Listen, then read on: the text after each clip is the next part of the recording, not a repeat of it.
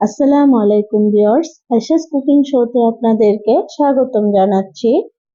আমি আজকে আপনাদের সাথে খুবই মজার একটি আচারের রেসিপি শেয়ার করব। সেটি হচ্ছে কাঁচা আমের ঝুরি আচার। এই আচারটি খিচুড়ি এবং গরম ভাতের সাথে খেতে দারুণ লাগে। আশা করছি আজকের রেসিপি আপনাদের কাছে ভালো লাগবে। ভালো লাগলে লাইক, কমেন্ট, শেয়ার করবেন। তো চলুন ভিউয়ার্স, তাহলে আচারটি দেখা যাক। এই আচারের জন্য আমি 2 চা চামচ সরষে নিয়েছি, তারপরে 4টা কাঁচামরিচ নিয়েছি। এগুলো আমি পাটায় বেটে নিব, বেটে আলাদা রেখে দিব। তারপরে আমি একটা প্লেটে 4টা আম নিয়েছি।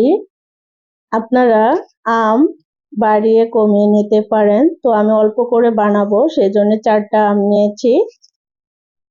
আপনারা যদি বেশি আচার করতে চান তাহলে আম বাড়িয়ে নেবেন। তো আমি এই আমগুলো ধুয়ে রেখেছি, এবার গ্রেটার দিয়ে গ্রেট করে নিব। তো ভিউয়ার্স, দেখুন আম আমি কিভাবে কুচি করেছি সেটা দেখিয়ে দিচ্ছি। কতটা চিকন করেছি একটু দেখিয়ে দিচ্ছি। দেখুন ভিউয়ার্স, আমি এরকম কুচি করেছি। আপনারা চাইলে আর একটু মোটা করতে পারেন। আমি এর চেয়ে আর মোটা করব না, এরকমই রাখবো। তো ভিউয়ার্স, আমি সবগুলো আম এইভাবে কুচি করে নিচ্ছি। আপনারা চাইলে এর থেকে একটু মোটা করতে পারেন, কোনো সমস্যা নাই। তো ভিউয়ার্স, আমার সবগুলো আম কুচি করা হয়ে গেছে। আমি আরেকটা বাটিতে রেখে দিচ্ছি। তারপরে দিয়ে দিচ্ছি স্বাদ মতো লবণ এবং দিয়ে দিচ্ছি 1 চা চামচ লাল মরিচের গুঁড়া। আপনারা যদি ঝাল বেশি খেতে চান তাহলে আর একটু বাড়িয়ে দিবেন, এবং হাফ টি স্পুন হলুদ গুঁড়া দিচ্ছি। এটা অপশনাল, তবে দিলে কালারটা ভালো আসে, দেওয়ার চেষ্টা করবেন। এবং দিয়ে দিচ্ছি সেই সর্ষে বাটা।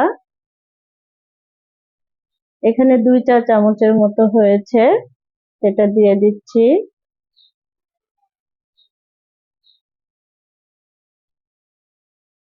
তারপরে দিয়ে দিচ্ছি বিট লবণ এবং দিয়ে দিচ্ছি 1 কাপের একটু বেশি পেঁয়াজ কুচি। পেঁয়াজ কুচি একটু বেশি দিলে ভালো লাগে আচারটি খেতে। তো আমি এখানে 4 চা চামচ চিনি দিচ্ছি। চিনি আপনারা কম বেশি করে দিতে পারেন। যদি মিষ্টি না খেতে চান তাহলে চিনি কমিয়ে দিবেন, আর যদি খেতে চান তাহলে একটু বাড়িয়ে দিবেন। এবং দিয়ে দিয়েছি 2 চা চামচ ভিনেগার, এটা স্কিপ হয়ে গেছে। এবার আলতোভাবে সব উপকরণ মিশিয়ে নিচ্ছি। আমার সব উপকরণ মেশানো হয়ে গেছে। এবার আমি একটি ট্রে নিয়েছি, ট্রের উপরে তেল দিয়েছি। এবার ট্রেতে ভালোভাবে তেল লাগিয়ে নিব, কারণ যখন আম শুকিয়ে যাবে তখন ভালোভাবে উঠে আসবে। আমি আরেকটা পিৎজার প্লেট নিয়েছি, তার উপরেও তেল দিচ্ছি। তেল ভালোভাবে লাগিয়ে দিলাম। এবার আমি আম কুচি ছড়িয়ে দিব। ভালোভাবে দিতে হবে। তো ভিউয়ার্স, এ পর্যায়ে যদি আমার রেসিপি ভালো লেগে থাকে অবশ্যই লাইক দিয়ে দিবেন।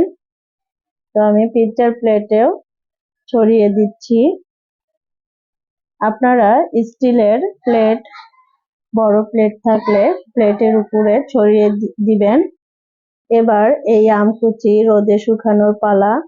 তো ভিউয়ার্স, আমার এখানে রোদ আছে ঠিকই, কিন্তু উপরে ছাদে যেতে হবে।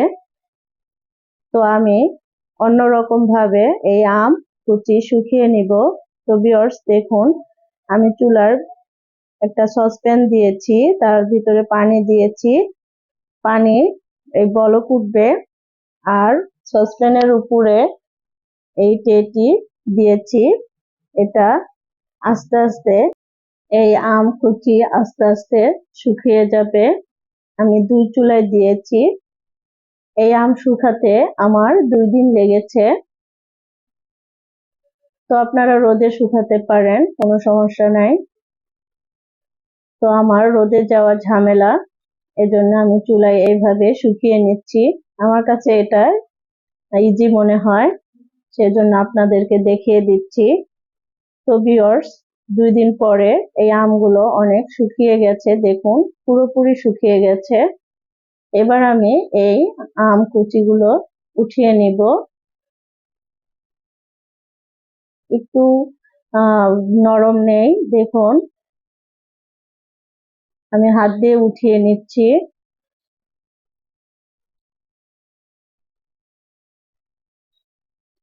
তাড়াতাড়ি করার জন্য আমি চামচ দিয়ে আলতোভাবে উঠিয়ে নিচ্ছি।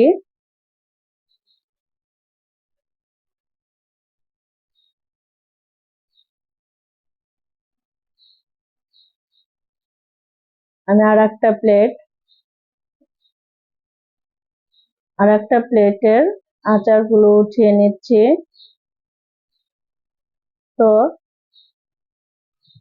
এবার আমি একটি কাচের বয়মে এই আমকুচিগুলো রাখবো। আমি একটি বড় বয়ম নিয়েছি, সেই বয়মে রেখে দিলাম। এবার এই আচারে তেল দেওয়ার পালা। আমি ফ্রাইং প্যানে 2 কাপের মতো তেল নিয়েছি এবং দিয়ে দিচ্ছি 3টা শুকনা মরিচ। এই শুকনা মরিচ দেওয়ার পরে আমি আবারও অল্প একটু তেল দিলাম। আমার মনে হচ্ছে তেলটা কম হয়েছে, সেজন্য আর একটু দিলাম। তো এবার এই তেল ভালোভাবে বলক উঠিয়ে নিব। আমি একটু নাড়া দিয়ে দিচ্ছি, ভালোভাবে তেল বলক উঠিয়ে নিব।